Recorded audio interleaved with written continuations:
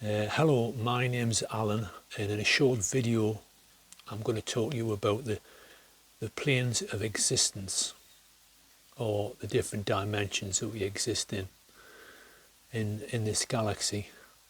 There are actually 11 dimensions of existence in this galaxy, of which we've been living in what's called people call third density, or 3D, which is really should be called the third electroplanar tonal.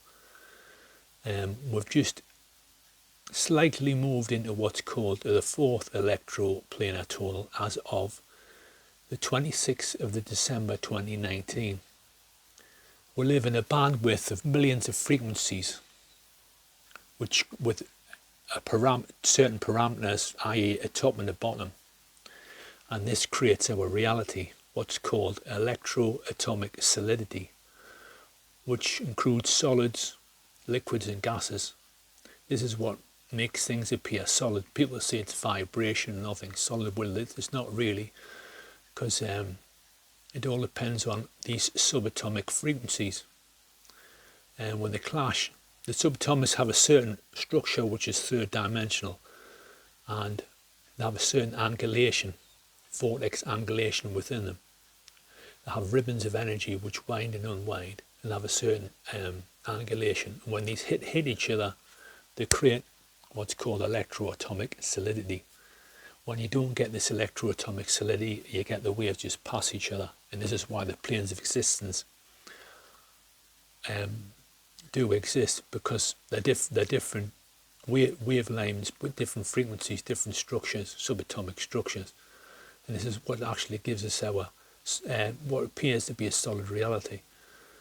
But these are not static. They change over time depending on cycles, because the galaxy Milky Way is basically a vortex which is moving in a big cycle. Anyway, the solar system is not heliocentric as we're taught in school. It doesn't stay in one place. The solar system is actually heliaxial. It moves in a spiral sort of motion, and actually moves in a big elliptical orbit, where it comes from the end of the third, well, 2/3 of the way out from the third spiral arm, comes further in towards galactic center, and also changes its galactic alignment in reference to the galactic center.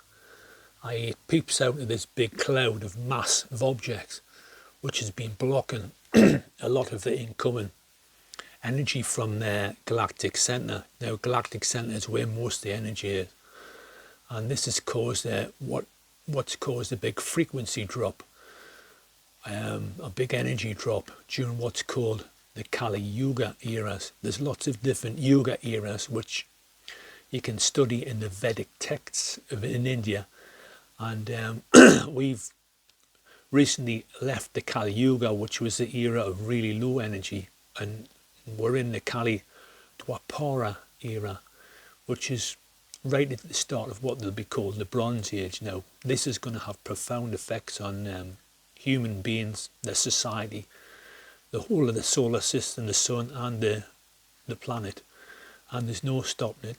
Certain people who are in power do want this to change, because they like the power structure the way it is. Well, it ain't going to work. It's like trying to keep the tide back with a little bucket, or a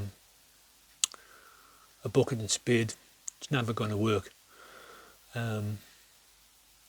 This energy is incoming, and it's going to make humans very different indeed, from an atomic, genetic level, biological level upwards. They're going to change their physiology.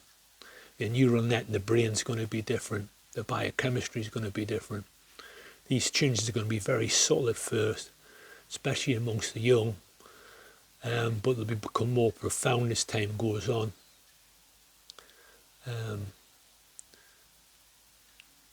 People will be very different from now in about 1200 years' time, because they'll have partial telepathic abilities. They'll also have psychic ability, and their lifespan will be a lot longer because their atomic structure will be different.